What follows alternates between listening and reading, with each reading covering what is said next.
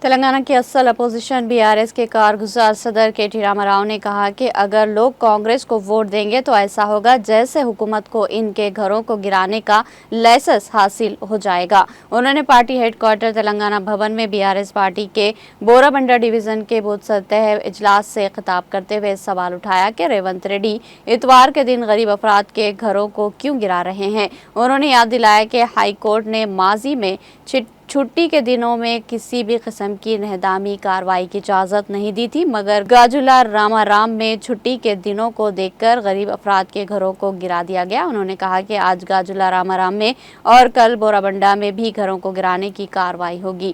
انہوں نے کہا کہ کانگریس کو ووٹ دینے کا مطلب یہ ہے کہ ہمارے گھروں کو گرانے کی اجازت دے دی گئی۔